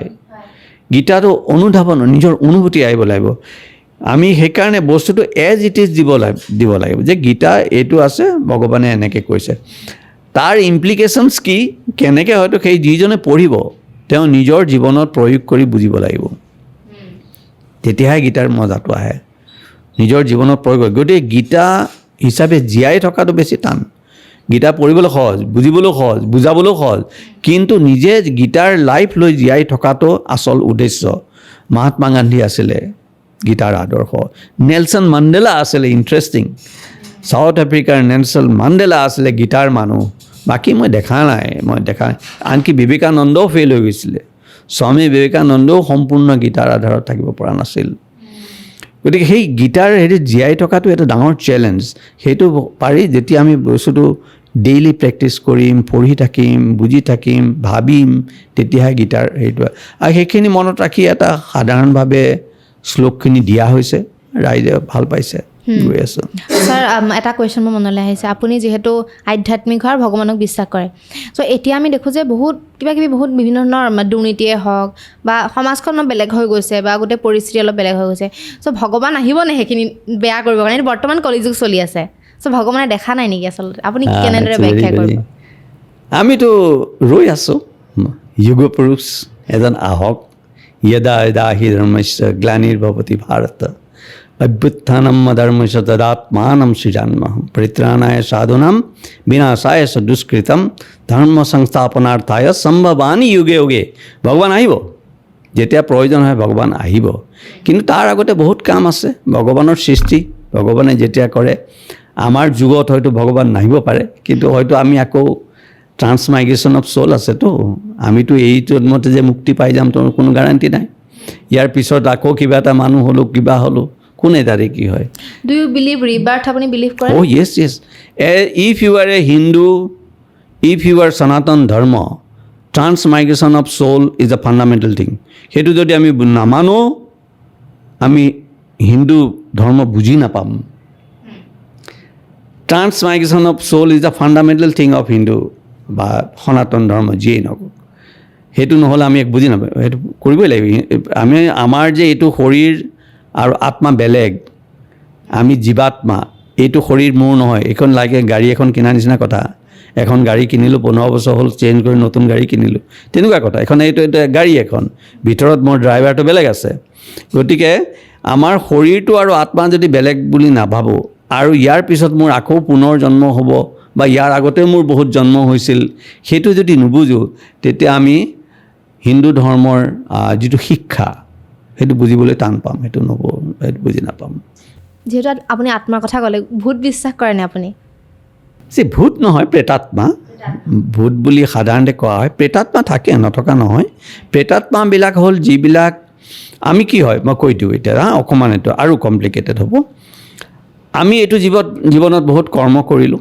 কৰ্মৰ শেষত যেতিয়া মৃত্যুৰ আগে আগে মনত কিছুমান আশা থাকি যায় ভাগৱত পঢ়িলে ভাগৱতত পোৱা যাব দেই এইবোৰ কাহিনী বহুত আছে যে মোৰ ল'ৰাটো মই ঠিক কৰিব নোৱাৰিলোঁ মই অমুক কৰিলোঁ মোৰ অমুক আকাংক্ষা থাকি গ'ল মই ধনী মানুহ হ'ব নোৱাৰিলোঁ মোৰ এখন মাৰ্চিডিজ কিনা ইচ্ছা আছিল কিবা কিবি আশা থাকি যায় মৰাৰ সময়ত থাকি যায় এই আশাখিনি আমাৰ আত্মাৰ চাৰিওফালে এটা আৱৰণ লৈ নতুন জন্ম ল'ব এতিয়া এটা নতুন কণ্ট্ৰভাৰ্চিয়েল কথা সেইমতে সেই জীৱাত্মাটোৱে তেওঁৰ মনৰ পূৰ্ণ নোহোৱা আশাখিনি পূৰা কৰিবলৈ তেওঁ এটা পৰিৱেশ বিচাৰি ফুৰিব নেক্সট জন্ম পৰিৱেশ বিচাৰিব গতিকে তেওঁ নিজেই এজনী মাক বিচাৰি ল'ব যে এইটোৱেই মা এইটোৱেই মোৰ দেউতা যাৰ পৰিৱেশত মোৰ জন্ম হ'লে মোৰ এই আশাখিনি পূৰণ হ'ব ইয়াত গুণৰ কথা আছে 17 তম আছে গতিকে পূৰণ হ'ব গতিকে তেওঁক সেইটো জন্ম হৈ যায় তাত আচ্ছা প্ৰেতাত্মাবোৰ হ'ল কি তেওঁলোকে বহুদিন লাগে সেইটো জেনেৰেলি এবছৰ সেইকাৰণে এবছৰত আমাৰ শ্ৰাদ্ধ পাতে এদিন দুদিন লাগে আৰু কিছুমান আত্মাই লগে লগে পায় কিছুমান আত্মাই জীৱাত্মাই এবছৰ লাগে কিছুমানৰ দুৱাৰ লাগে এই প্ৰেতাত্মাবিলাকে তেনেকুৱা সুবিধা নাপায় সেইকাৰণে ঘূৰি ফুৰে যে সিহঁতে ঘূৰি ফুৰে আৰু প্ৰেতাত্মাই মই জনাত প্ৰেতাত্মাই কেতিয়াও মানুহৰ অপকাৰ নকৰে নকৰে আনলেছ আমি সিহঁতক বহুত ডিষ্টাৰ্ব কৰোঁ সিহঁতক ডিষ্টাৰ্ব কৰিলে সিহঁতৰ লগত আমি ওলাপুটা মানে নকৰিবলগীয়া ধৰণে সিহঁতক কৰিলে তেতিয়া ডেফিনেটলি কৰে গতিকে সেই প্ৰেতাত্মা আছে থাকিব কিন্তু সেই প্ৰেতাত্মাবিলাকে আমাক লোকচান কৰিব বুলি আমি ভাবিব নাপায় কাৰণ মইতো অকলেই ঘূৰি ফুৰিছোঁ বহুত আজিলৈকে কোনো প্ৰেতাত্মা মই লগ পোৱা নাই অনুভৱ হয় মই জানো অনুভৱ হয় কিন্তু মই ভয়ো খোৱা নাই লগো পোৱা নাই আৰু প্ৰেতাত্মা থাকিব কাৰণ তেওঁ সেই নতুন জন্মটো ল'বলৈ অকণমান সময় লাগে নহয় এবছৰে হওক 2 বছৰে হওক 3 বছৰ সেই সময়কণত তেওঁ প্ৰেতাত্মা হৈ ঘূৰি ফুৰে সেইটোৱে আৰু ভূত নহয় ভূত বুলি কথা নাই এটা বস্তু খুব বেয়া লাগে কাষ্টিজিমটো এতিয়াও চলি আছে আগতেও চলিছিলে আম্বেদকাৰেও কাষ্টিজিমৰ শিকাৰ হৈছিলে তেওঁ হিন্দু ধৰ্মৰে আছিল লাষ্টত গৈ বৌদ্ধ ধৰ্ম তেওঁ মানে গ্ৰহণ কৰিবলগীয়া হৈছিলে এইটোক আপুনি কেনেকৈ চায় তেওঁ মানে বহুত জেৰিলে বহুত তেওঁ মানে মানুহে তেওঁক টৰ্চাৰো কৰিলে সোসাইটিৰ প্ৰব্লেম এইটো সোসাইটিৰ প্ৰব্লেম ইয়াত বেচিকেলি কি আছে হিন্দু ধৰ্মত আমাৰ শ্ৰীমদ ভাগৱত গীতাত ভাগৱততো বৰ্ণ ছিষ্টেমটো মানে ব্ৰাহ্মণ ক্ষত্ৰিয় বৈশ্য শূদ্ৰ এই বৰ্ণ ছিষ্টেমটো ক'ৰ পৰা আহিল এই বৰ্ণ ছিষ্টেমটো আহিলে গুণৰ পৰা তিনিটা গুণ সত ৰজ তম তিনিটা গুণ এই তিনিটা গুণ কি এই তিনিটা গুণ হ'ল প্ৰকৃতি কাৰণ ভগৱানে যেতিয়া সৃষ্টি কৰিলে এই ইউনিভাৰ্ছখন বনালে কৰ্ম কৰিবই লাগিব কৰ্ম নাথাকিলেতো সৃষ্টি নহয় এটা শিল ক'ৰবাত পৰি আছে সি একো কাম কৰা নাই সেইটো সৃষ্টি নহ'ল নহয়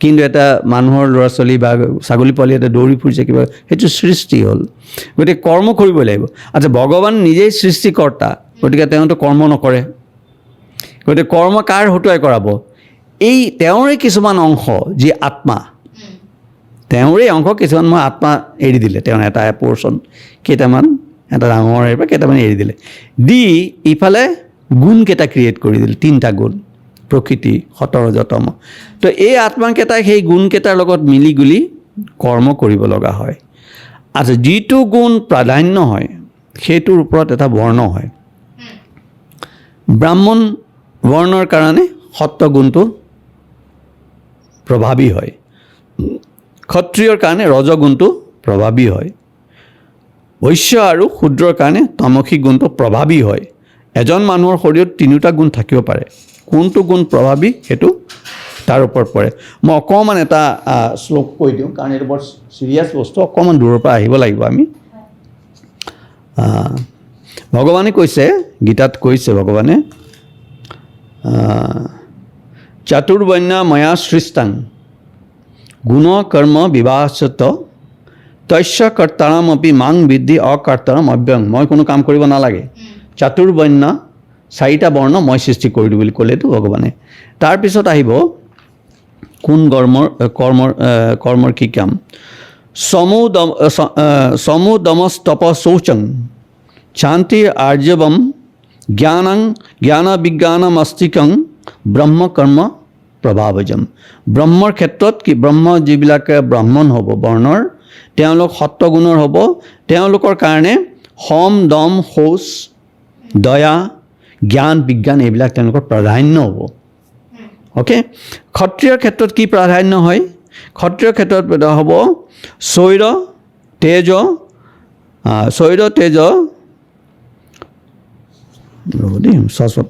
সূৰ্যং তেজ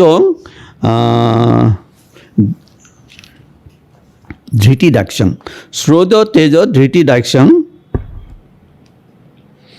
শৈরং তেজো ধৃতি দাক্ষং যুদ্ধ চাপ্য পলায়নম দানম ঈশ্বর ভাবস্য ছাত্রং কর্ম স্বভাবজম ক্ষত্রিয় কি হ'ব ই দানী হ'ব মানুহক দান দি ভাল পায় ঈশ্বৰ ভাৱ যে মই ৰজা মানুহক শান্তি কৰিম ছাত্ৰ সেইবিলাক ক্ষত্ৰিয় হয় আৰু সিহঁতৰ সহ্য থাকিব তেজ থাকিব যুদ্ধ থাকিব ধৈৰ্য থাকিব সিহঁতৰ দক্ষ হ'ব মানে কাম কৰাৰ সিহঁতৰ কাবিল আছে এজন ক্ষত্ৰিয়ই যি ধৰণে এটা কাম কৰিব পাৰিব এজন ব্ৰাহ্মণে নোৱাৰে সেই দক্ষতাটো ব্ৰাহ্মণৰ নাই কাম কৰাৰ দক্ষতা ক্ষত্ৰিয়জনৰ থাকিব কাৰণ তেওঁ ৰজগুণ সম্পন্ন হয় গতিকে এই সকলোৰে বেচিছত এই সত ৰজ তম এই তিনিটা গুণৰ বেচিছত চাৰিটা বৰ্ণ হ'ল এনেকৈ কিয় ভাগ ভাগ কৰিলে এই বস্তুটো মোৰ কুৱেশ্যন আহিছে আইডেণ্টিফাই বৰ্ণ এতিয়া আমি আমাৰ কৰ্মৰ ফলত আমি সেই বৰ্ণত যাওঁ এতিয়া এই জীৱনটো যদি মই সাত্বিক কৰ্ম কৰোঁ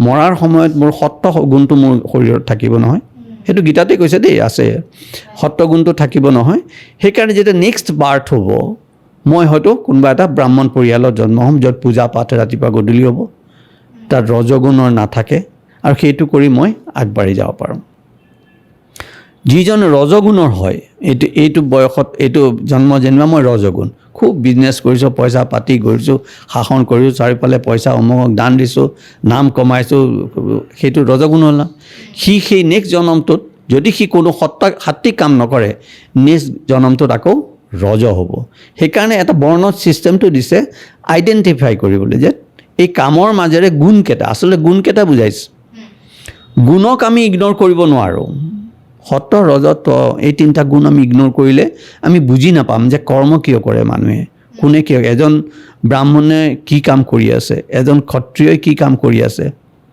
এজন শূদ্ৰই কি কাম কৰি আছে, এজন বৈশ্যই কি কাম কৰি আছে, সেইটো বুজি নাপাম যদি আমি এই গুণ তিনিটা বুজি নাপাওঁ।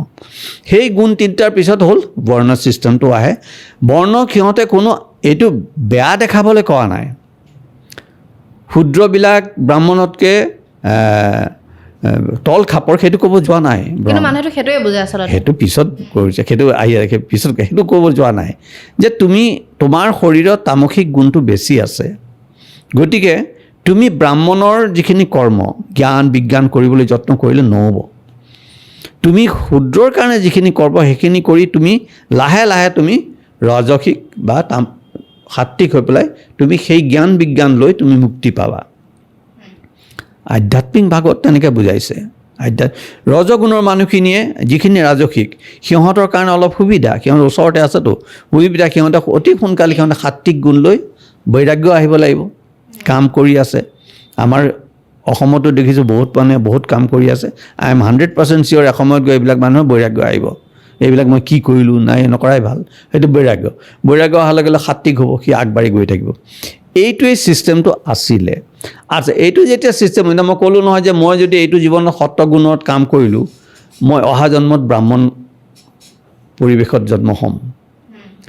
সেইটোৱেই জাতি হৈ গ'লগৈ গৈ থৈ, সেইটোৱেই জাতি হৈ গ'ল যে এজন মোৰ আশা আছে যে মই এইবাৰ সাত্বিক হৈছোঁ, অহা জন্মত মই ধৰ্ম জ্ঞান বিজ্ঞান গীতা ভাগৱত সংস্কৃত পঢ়ি মই ভগৱানৰ পূজা পালন কৰি মই মুক্তি পাব বিচাৰোঁ। সেইকাৰণে মই তেনেকুৱা এটা পৰিৱেশত জন্ম হ'ম। আৰু সেই একেধৰণৰ মানুহখিনি যেতিয়া গোট খাব, সিহঁতে এটা জাতি হৈ গ'ল, এইটো ব্ৰাহ্মণ জাতি হৈ গ'ল, এইটো ক্ষত্ৰিয় জাতি হৈ গ'ল, তাৰপিছত বহুত কিবা কিবি আহিল। গতিকে জাতি বস্তুটো শাস্ত্ৰই দিয়া নাই। যেনেকৈ প্ৰিন্সিপল এণ্ড ভেলু, প্ৰিন্সিপলত কি দিছে যে এজন পুৰুষ আৰু এজন মহিলা সামাজিক নিয়মত বিয়া বাৰু হ'ব, তেওঁলোকৰ সতি সন্ততি হ'ব, সেইবোৰ আমি স্বীকৃতি কৰোঁ। প্ৰিন্সিপলত এইটো কোৱা নাই নহয় যে বিধৱা এজনী বিয়া হ'ব নালাগে, এইটো কৈছে নেকি? নাই কোৱা নহয়, সেইটো মানুহে কৰায়, তেনেকুৱা কথা। এইটো বস্তুটো বৰ্ণ ছিষ্টেম, ধৰ্মই জাতি কোৱা নাইতো, ধৰ্মই বৰ্ণতে থাকি গ'ল যে তোমাৰ বৰ্ণ তোমাৰ গুণ সত্য ৰজ মই বুজিব লাগিব। এতিয়া মই নিজে মানুহটো মই কৈছোঁ, মোৰ নিজৰ এক্সাম্পল দিছোঁ, ভাগৱত গীতা চাইছোঁ, মই প্ৰেক্টিছ কৰিছোঁ, সেইদৰে প্ৰেক্টিছ কৰোঁ। মই সম্পূৰ্ণ ৰজগুণী মানুহ, মই চেষ্টা কৰি আছোঁ সত্ত্বগুণত যাবলৈ, কিমান কষ্ট মই জানো। মই মই আগতে তিনিবাৰ 4বাৰ নন ভেজ খাওঁ, এটা ডাঙৰ ডাঙৰ তন্দুৰী চিকেন মই অকলে খাওঁ এটা সময়ত, সেইটো ৰজগুণ আছিলে, এৰিলোঁ মই সেইবোৰ চব। মই ভেজিটেৰিয়ান হৈ গ'লোঁ, কমপ্লিট ভেজিটেৰিয়ান হৈ গ'লোঁ, 100 আজি যোৱা 20-22 বছৰ মই ভেজিটেৰিয়ান হৈ গ'লোঁ। মই জানো যে এটা ৰজগুণী মানুহ সত্ত্বগুণলৈ যাবলৈ কিমান কষ্ট, কিমান ছেক্ৰিফাইচ কৰিব লাগে, কিমান লোকচান। সত্ত্বগুণী হোৱাৰ কাৰণে কি হ'ল, মই মোৰ কামত মই ছাকচেছ নহ'ব নহয়, কাৰণ মই লেবাৰ এক্সপ্লইট কৰিব নোৱাৰোঁ। মই যিহেতু ভিতৰত ক'ৰবাত সত্ত্বগুণটো পুহি ৰাখিছোঁ বা সত্ত্বগুণটো হেৰি কৰিব লাগে, মোৰ কাৰণে চব মানুহ সমান। তুমি যদি লেবাৰ এক্সপ্লইট কৰিব নোৱাৰা, তুমি ৰজগুণত ছাকচেছ হ'ব নোৱাৰা নহয়। ৰজগুণত যেতিয়া আমি কোনোবা এটা মানুহৰ কামত তাক ধমকি দিব লাগিব, শাসন কৰিব লাগিব, দৰকাৰ হ'লে পইচা কাটি ৰাখিবলৈ তাক খেদিব, সেইটো ৰজগুণৰ কাম। এতিয়া মই সেইখিনি কৰিব নোৱাৰোঁ, গতিকে মোৰ সেইটো সফলতা নাই মানে। গতিকে মই কি কৈছোঁ যে নিজৰ গুণটো চেঞ্জ কৰা বহুত টান, বহুত টান। আচলতে মই যদি মই যদি ৰজগুণতে থাকি কামখিনি শুদ্ধভাৱে লাহে লাহে কৰি গ'লোঁ হয়, মই হয়তো জীৱনত বহুত কষ্ট কৰিব লগা নহ'ল হয়। কিন্তু এতিয়া মই জীৱনত বহুত কষ্ট কৰিব লগা হৈছে, কাৰণ মই কনফিউজনত আছোঁ। মানুহটো মই ভিতৰি ৰজগুণ আৰু মই চেষ্টা কৰি আছোঁ সত্ত্বগুণত যাবলৈ, বহুত টাফ, কনফিউজন, ফেইলাৰ। মোৰ নিজৰ জীৱনৰ এক্সাম্পল দিছোঁ মই, গতিকে ইমান সহজ নহয়। কিন্তু সেইকাৰণে আমাক মহাপুৰুষ শংকৰদেৱ মাধৱদেৱে একেবাৰে সাধাৰণ উপায় দিছে, এইবোৰ গুণ টুণ ভাবিব নালাগে, কোন কাষ্টৰ জাতি ছাতি ভাবিব। মাধৱদেৱ জাতি পাতি কথা নকয়, জাতি ফাতি এইবোৰ ভাবিবলৈ দৰকাৰ নাই, বৰ্ণ ভাবিবলৈ দৰকাৰ নাই, বৰ্ণ ছিষ্টেমো ভাবিব দৰকাৰ নাই। তুমি হৰিগুণ গোৱা, নামঘৰত বহা, নাম গুণ গোৱা, একান্ত ভক্ত, মহাপ্ৰসাদ খোৱা, নিজৰ ল'ৰা ছোৱালীকেইটা খোৱাই বুলি যিখিনি কৰিবলৈ কৰি মেলি আগবঢ়া, জীৱন শুদ্ধ। কাৰণ মই নিজে কিবা এটা বেলেগ কৰিবলৈ কিমান কষ্ট পাইছোঁ মই জানো, আৰু সেইটো সকলোৰে বাবে সম্ভৱেই নহয়। গতিকে জাতি ছাতিবিলাক মানুহে ক্ৰিয়েট কৰিছেতো, পিছত ক্ৰিয়েট কৰিছে কোনোবাই, এইটো এক্সপ্লইটেশ্যন।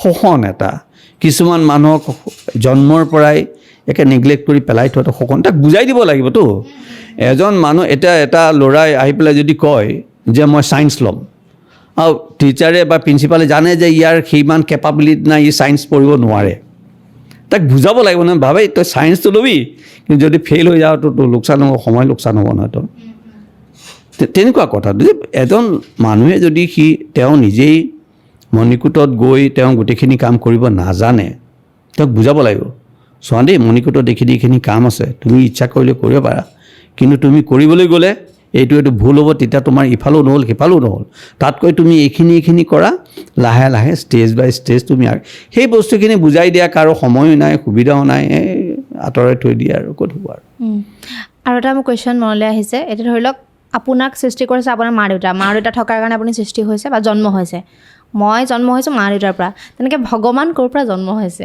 ছাৰ ভগৱান বুলি ক'লে ভগৱানটো জন্ম নহয়তো ভগৱান আছে তেওঁ কোনে সৃষ্টি কৰিছে তেনে নিজে সৃষ্টি হৈছে বহুত নাই ভগৱান নিজে আৰু সেইটো কোনো আনচাৰ নাই সেইটো আনচাৰ ছায়েন্সতে নাই ধৰ্মত সুধিলে ক'ত হ'ব আজি ছায়েন্সে ক'ৰ পৰা ইউনিভাৰ্ছ কোনে সৃষ্টি কৰিলে ক'ব বিগ বেং থিয়ৰী কিবাকিবি গৈ আছে দেখোন ছায়েন্সতেই নাই সেইটো সৃষ্টি ৰিপ্লাই আমি আধ্যাত্মিকত সেইটো কুৱেশ্যনেই নকৰে কোনেও ভগৱান আছে আৰু ভগৱান ক'ৰ পৰা আহিলে আমি নাজানো তেওঁ বিভিন্ন ৰূপ লয় অৱতাৰ লয় জন্ম লয় সেইটো বেলেগ কিন্তু সেই নিৰাকাৰ অনন্ত সনাতন সেয়াই ভগৱান সেইটো লেভেলত থৈ দিয়াই ভাল কাৰণ বহুত বেছি প্ৰশ্ন কৰিলে আমাৰ জীৱনটো অতি সৰু আমাৰ ফাৰ্টাইল লাইফটো কিমাননো 20 years ব্ৰেইন ৱাইজ ভাবিব পৰা বুজিব পৰা ফাৰ্টাইল লাইফটো খুব বেছি 20-25 years 20-25 yearsত আমি কি কৰিম পঢ়া শুনাই কৰিম নে ল'ৰা ছোৱালীয়ে চাম নে সমাজৰ কাম কৰিম নে বিপদ আপদেই কৰিম নে বন্ধু বান্ধৱ ঠগা চগা কৰিব নে ভগৱানৰ কথা সেইকাৰণে শাস্ত্ৰত যিখিনি কথা কৈছে গুৰুৱে আমাক যিখিনি কথা কৈছে সেইখিনিকে মূৰত বহুৱাই লৈ এক মনে আগবাঢ়ি যোৱাটোৱে আমাৰ শুদ্ধ পথ এতিয়া কাষ্টৰ কথা আমি পাতি আছিলোঁ ইণ্টাৰ কাষ্ট মেৰেজ বা ইণ্টাৰ ৰিলিজন মেৰেজ এইবিলাকক লৈ এতিয়া আমি বহুত কিছুমান দেখিবলৈ পাওঁ আপুনি যিহেতু আধ্যাত্মিকভাৱে জড়িত সেইটো দৃষ্টিকোণৰ পৰা এইখিনি এলাও আছেনে তাততো উল্লেখ কৰা নাই চাগে এইখিনি কথা ইয়াত প্ৰশ্ন এটা আহে এটা প্ৰশ্নটো এইটো হয় মেৰিজটো কি বস্তু প্ৰথম কথা মেৰিজ কিয়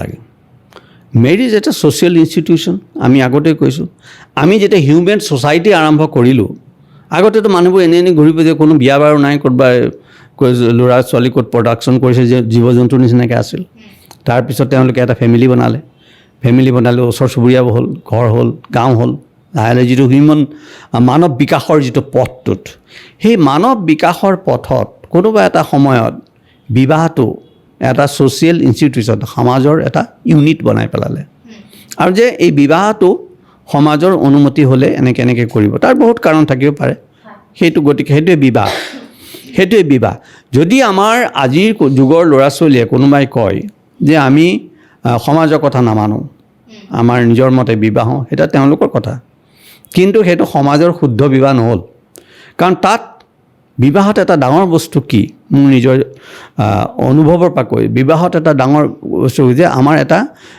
কমিটমেণ্ট থাকে বিবাহ এটা কমিটমেণ্ট নহয় জানো সাংঘাতিক কমিটমেণ্ট জুইক সাক্ষী কৰি পৰিয়াল চবৰ সন্মুখত কৰি এখন কমিটমেণ্ট হৈছে ল'ৰাই ছোৱালীক কমিট কৰে ছোৱালীক সেই কমিটমেণ্ট গোটেই জিন্দগীৰ কাৰণে থাকে মডাৰ্ণ বিয়াত যিটো এগ্ৰিমেণ্ট হয় বিশেষকৈ ইউ এছত যিটো কণ্ট্ৰাক্ট হয় it's a contract agreement contract তাত কিবা কমিটমেণ্ট আছেনে নাই 2 বছৰৰ পিছত সিহঁতৰ নিমিলিলে কণ্ট্ৰাক্ট শেষ সেইটো বিয়া নহ'লতো আমাৰ মতে গতিকে বিয়াটো প্ৰথম কথাটো বিয়াটো কমিটমেণ্ট বুলি ভাবিলে আমি সমাজৰ কমিটমেণ্ট সমাজৰ সন্মুখত সাক্ষী দিব লাগিব আমি মনে মনে ভাবি থাকিলেই নহ'ব নহয় কোনোবা এজনে ঠিক আছে দুজনে বহি মই তোমাক কমিটমেণ্ট দিছোঁ গোটেই জিন্দগী মই তোমাৰ হাত ধৰি থাকিম সিটোৱে ক'লে বাৰু মই তোমাৰ সেইটো বাৰু তেওঁলোক দুজনৰ আণ্ডাৰষ্টেণ্ডিং হ'ল সেই যদি ট্ৰু কমিটমেণ্ট আছে সেই কমিটমেণ্টটো আমি পাব্লিকলি কিয় দিব নোৱাৰোঁ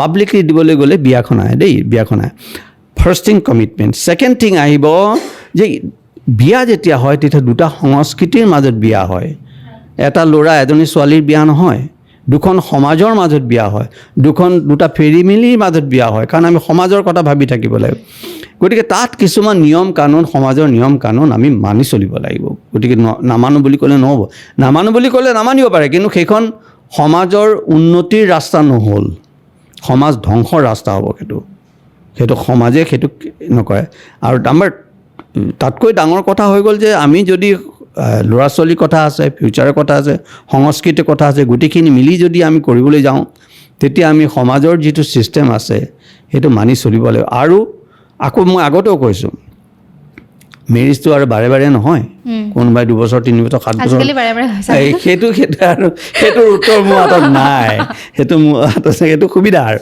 ইটছ এ কনভিনিয়েঞ্চ সেইটো কয় মেৰিজ অফ কনভিনিয়েঞ্চ সুবিধা পালোঁ বিয়া হ'ল কাৰোবাৰ পইচা আছে পইচা শেষ হোৱালৈকে থাকিলোঁ পইচা শেষ হ'ল আৰু গুচি গ'লোঁ সেইবিলাকতো আৰু সমাজৰ সেইবোৰ এবনৰ্মেল কথা এইবিলাক নৰ্মেল কথা নহয় কিন্তু যিটো আমি মেৰিজ সুন্দৰ মেৰিজ কওঁ মানুহৰ জীৱনত শান্তিহে লাগে শান্তি বিচাৰিবলৈ গ'লে মেৰিজৰ মাজত যদি শান্তি বিচাৰিবলৈ যাওঁ তেতিয়া এটা কথা আহিব যে দুইজন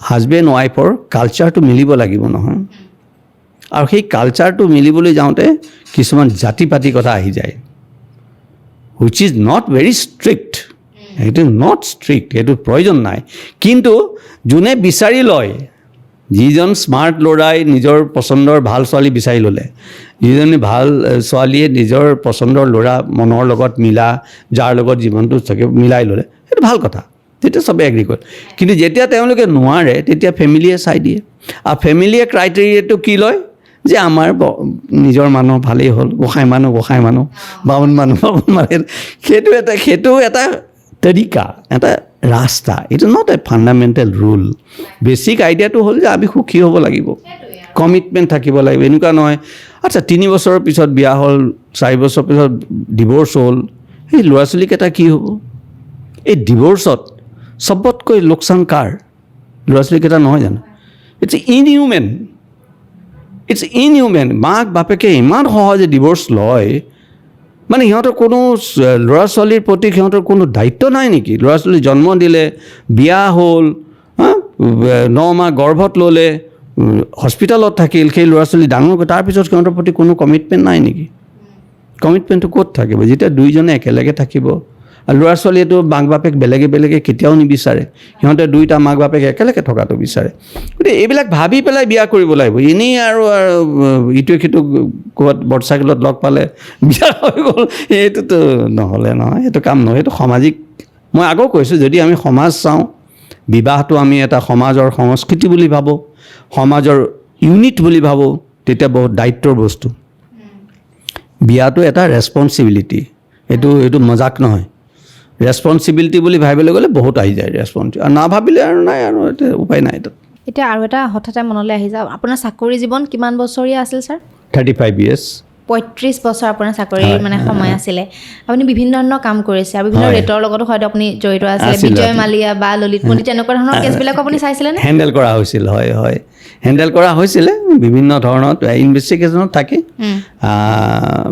দিল্লীত থকাৰ কাৰণে কি হ'ল বহুত ডাঙৰ কেছবিলাক হাতত আহিব লৈছে সেই সময়ত চোৱা হৈছিল আৰু বহুত ইণ্টাৰেষ্টিং তেওঁলোকৰ স্কেলটো বহুত ডাঙৰ বিভিন্ন ধৰণৰ টেকন'লজি তেওঁলোকে ইউজ কৰে আৰু বৰ কমপ্লিকেট কিন্তু যিমান ডাঙৰেই নহওক দোষটো ক'ৰবাত থাকেই আৰু উলিয়াই লোৱা যায় সেইটো আৰু ছাৰ ইন্ট্ৰডাকশ্যনত আৰু এটা কথা মেনশ্যন কৰিছিলোঁ আপুনি গহপুৰৰ লগত জড়িত আপুনি গহপুৰৰ বিভিন্ন ধৰণৰ কাম কৰিছে ইতিমধ্যে কেনেকুৱা ধৰণৰ কাম কৰিছে আৰু মানুহখিনিৰ লগত ইমান কানেকশ্যন বা বণ্ডিং আপোনাৰ ইমান কেনেকৈ ষ্ট্ৰং গহপুৰ যিহেতু আমি গহপুৰৰ পৰা মই গহপুৰৰ মানুহখিনিৰ লগত সৰুৰ পৰাই চিনাকি বিভিন্ন ধৰণৰ কাম কৰি আহিছোঁ আৰু মনত যিটো ৰাইজৰ বাবে কাম কৰাৰ যিহেতু ইচ্ছা সেইটো গহপুৰৰ ৰাইজৰ মাজতেই আৰম্ভ কৰা হৈছে পৰিভৰটো কিন্তু অসমৰো বিভিন্ন ঠাইত কৰা হৈছে যদিও যেনেকৈ আমি চিপাঝাৰ অঞ্চলতো কিছুমান কাম কৰিছোঁ মঙলদৈত কিন্তু গহপুৰত কৰি থকা হৈছে কাৰণ আমি ভাবিছোঁ গহপুৰৰ ৰাইজৰ যিটো এটা সমষ্টি আমাৰ গহপুৰ সমষ্টি অতি সুন্দৰ সমষ্টি বিভিন্ন জনগোষ্ঠী তাত আছে আৰু বহুত ডেভেলপমেণ্টৰ কাম কৰিবলগীয়া তাত আছে সেইকাৰণে কৰা হ'ল আৰু গহপুৰৰ মানুহখিনিৰ মাজত ইমান দিন ঘূৰি পকি তেওঁলোকৰ ভাওনা সভা বিয়া বাৰু চবতে থাকি মানুহখিনিৰ লগত এটা ফেমিলিৰ নিচিনা এটা ৰিলেশ্যন ডেভেলপ হৈছে আৰু সেই হিচাপে তেওঁলোকৰ লগত কাম কৰি যাব বিচাৰিছোঁ গহপুৰৰ ল'ৰা ছোৱালীক UPSCৰ কাৰণে ট্ৰেইনিং দিয়াৰ চেষ্টা কৰা হৈছে তেওঁলোকৰ য'তেই যেনেকৈ পাৰি কিবা যদি সংস্থাপন দিব পাৰি সেইবাবে চেষ্টা কৰা হৈছে অৱশ্যে MLA হোৱা হ'লে বেছি ভালকৈ কৰিব পৰা গ'ল হয়, কিন্তু তেতিয়া পৰিসৰটো বাঢ়িলে হয়, কিন্তু এইবাৰ সেইটো সুবিধা নহ'ল। কিন্তু তথাপি নিজৰ ব্যক্তিগতভাৱে যিমানখিনি পাৰি কৰি যাব লাগিব। ৰাজনীতিৰ লগতো আপুনিতো জড়িত আছে, জড়িত হৈছিলে, কেতিয়াৰ পৰা কেনেকৈ জড়িত? ৰাজনীতিৰ লগত ডাইৰেক্টলি অৱসৰ লোৱাৰ পিছতে হ'ল। প্ৰথমতে অৱসৰ লোৱাৰ পিছতেই সকলোৱে মোক BJPত জইন কৰিবলৈ ক'লে, কাৰণ সেই সময়ৰ বিধায়কৰ প্ৰতি তেওঁলোকৰ অসন্তুষ্টি আছিল। ময়ো নভবা নিচিন্তাকৈ নুবুজাকৈ একোৱেই বুজি পোৱা নাছিলোঁ, এতিয়াহে জানিছোঁ মই ৰাজনীতিটো কি। এতিয়া জইন কৰা হ'ল, হুলস্থুল এসোপা হ'ল, এইবাৰ নহ'ল। তাৰপিছত আকৌ গহপুৰত আমাৰ আগৰ যিজন আছিলে নেতা, ৰাজনৈতিক নেতা, তেখেত গুচি গ'ল অন্য দললৈ, এতিয়া কাম কৰা মানুহ নোহোৱা হ'ল।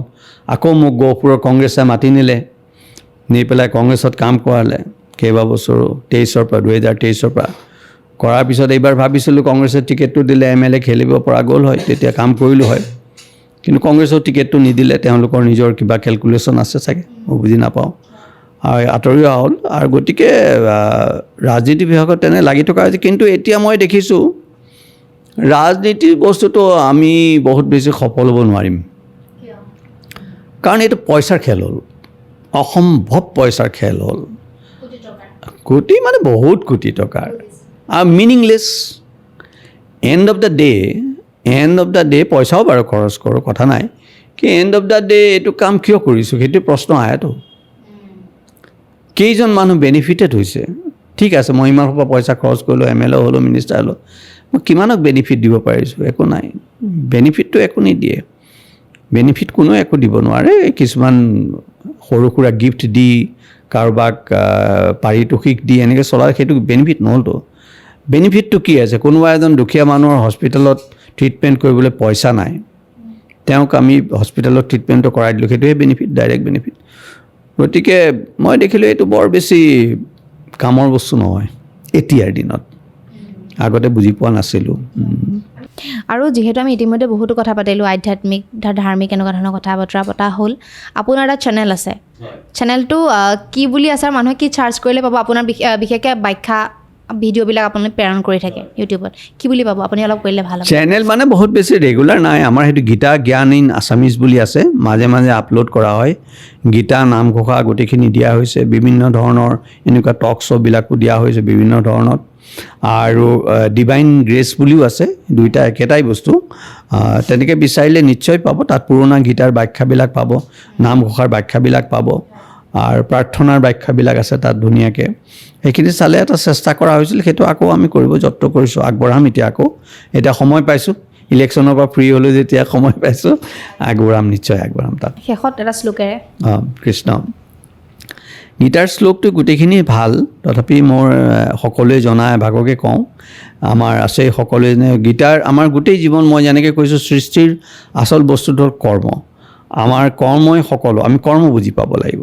সেইকাৰণে কৰ্মৰ বিষয়ে যি যে কৰ্মণ্যেৱাধিকাৰিষ্টে মা ফলেষু কদাচন। কৰ্মণ্যেৱাধিকাৰ, কৰ্মত আমাৰ অধিকাৰ আছে, কিন্তু ফলত আমাৰ অধিকাৰ নাই। কৰ্মণ্যেৱাধিকাৰস্তে মা ফলেষু কদাচন মা সংগহস্ত কৰ্মিনে, মানে কৰ্ম আমাৰ হেতু বুলিও আমি কাম কৰিব নোৱাৰোঁ, ফল আমাৰ হেতু বুলি আমি কাম কৰিব নোৱাৰোঁ, যে আমি কিবা ফল পাম সেইটো কাৰণে কাম কৰিম। যে মই আনকি সেই বুলি ক'বলৈ গ'ল যে মই এইটো বিল্ডিং বনালোঁ, ইয়াত থাকিম, আৰাম কৰিম, এনেকুৱা ধৰণৰ কথা বনাব লাগে, বনালে। কৰ্মণ্যেৱাধিকাৰস্তে মা ফলেষু কদাচন মা কৰ্মফল হেতুৰ্ভূৰ্মা তে সংগহস্ত কৰ্মিণে। কৰ্মতহে অধিকাৰ আছে আমাৰ, কৰ্মফলত আমাৰ অধিকাৰ কেতিয়াও নাই। আৰু কৰ্মৰ ফলটোক আমি হেতু বুলি ভাবি উদ্দেশ্য লৈ আমি কৰ্ম কৰাটো শুদ্ধ নহয়। আৰু কৰ্মৰ লগত আমি লাগি থাকিবও নাপায়, কোনোবা এটা কৰ্ম কৰিবই লাগিব। এই চাৰিটা বস্তু ইয়াত বৰ সুন্দৰকৈ বুজাইছে, যে আমাৰ অধিকাৰ আছে, কৰ্মৰ ফলৰ ওপৰত আমাৰ অধিকাৰ নাই, কৰ্মফল আমাৰ উদ্দেশ্য হ'ব নালাগে, আৰু কৰ্ম নকৰাৰ প্ৰতিও আসক্তি থাকিব নালাগে, যে আমি কৰ্ম নকৰোঁ, শুই থাকোঁ, সেইটোও নহয়। কৰ্মৰ গোটেই ভাগৱত গীতাখন কৰ্মৰ ওপৰতে। ভাগৱত গীতাখন আকৌ ব্ৰাহ্মণসকলৰ কাৰণে নহয়, ভাগৱত গীতাখন হ'ল ক্ষত্ৰিয়ৰ বাবে। কাৰণ ক্ষত্ৰিয়বিলাকে কৰ্ম কৰে নহয়, ৰজগুণ থাকে যে তেওঁলোকে ভাগৱত গীতা পঢ়িব লাগে, তেতিয়া কৰ্মবিলাক শুদ্ধ হয়।